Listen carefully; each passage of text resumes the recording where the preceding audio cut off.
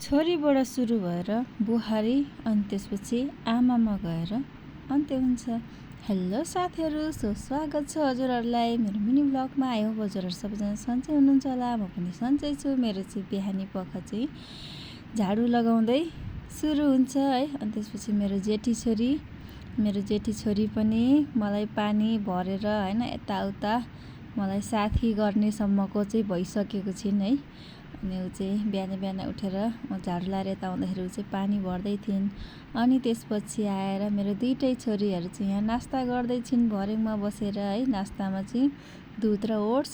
अहिलेको बच्चाहरूलाई चाहिँ मोबाइल बिना चाहिँ फेरि खानेकुराहरू जाँदैन है। अनि त्यसपछि म चाहिँ गएँ किचनमा है। किचनमा चाहिँ मेरो मसला पिस्नु पर्ने थियो। अनि मेरो चाहिँ तरकारी पाक्दैछ है।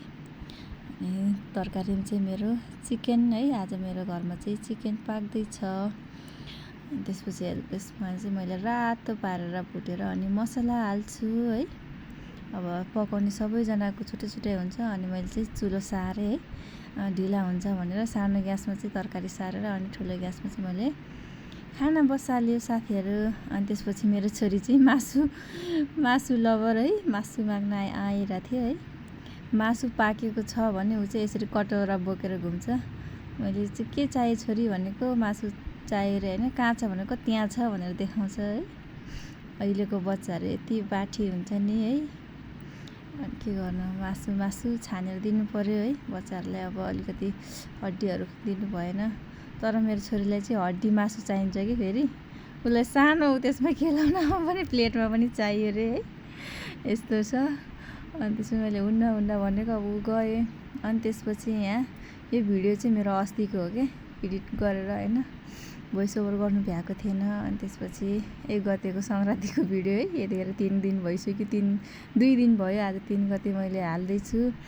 अनि त्यसपछि दिदी चाहिँ फुपू दिदी चाहिँ यहाँ मेहन्दी लाउँदैछिन् मेरो छोरीलाई। अब कति खुसी भएको के है, आमामा वाउ भन्दै यति है।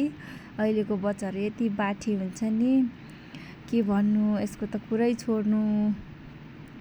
यति मेहन्दी लाउँदाखेरि यस्तो मजाले हात दिए कि, तर टाइममा चाहिँ उसलाई चिलायो अरे भनेर होइन, खुट्टा चिलायो भनेर डिस्टर्ब चाहिँ गर्दै थिएँ। तर उसले चाहिँ मजाले लेख्नु दिएको छ क्या। मेहन्दी चाहिँ यति मजाको है।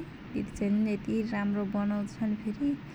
हामीलाई त अब केही आउँदैन है, बस हेर्न मात्र आउने हो। त्यही पनि साइडमा बसेर हेर्दैछौँ है, इन्जोय गर्दैछौँ। मलाई चाहिँ यसपालि मेहन्दी चुरा है केही लाउनु मन लागेन, मैले लाएन पनि। तर म आफूले नलगाए पनि बच्चाहरूको इच्छा चाहिँ पुरा गरेँ है। उसलाई त, सानो छोरीलाई त थाहा थिएन है मेहन्दी के हो, चुरा के हो, यसलाई केही पनि थाहा थिएन। उसको अब फर्स्ट इयरै भनौँ न, मेहन्दी चुरा गरेको चाहिँ उसको फर्स्ट इयर हो। जेठी छोरीलाई चाहिँ साथीहरूको देखेर कि, अब साथीहरूले लगाएको देखेर अनि उसलाई नि लाउन मन लाग्यो भन्यो। तर लाउन त कहाँ लाउनु नि साथीहरू, एक दिन त्यही 1 गते लगाएँ। अनि त्यसपछि भोलिपल्टबाट चाहिँ छैन, खोलेर फालिदिइहालेँ। तर मेरो कान्छी छोरीले चाहिँ अहिलेसम्मै चुरा लगाएर बसिरहेछ है। तर उसको हातमा चाहिँ कस्तो घाउ भएछ के, फेरि घाउ भनेर नि देखाइरहेको थियो।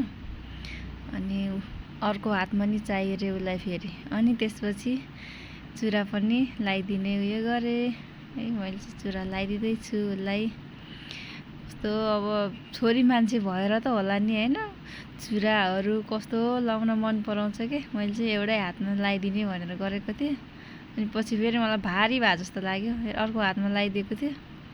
चुरा देखाउँदै खुसी हुन्छ है। हस् त साथीहरू, बाई बाई, आजको लागि यति नै।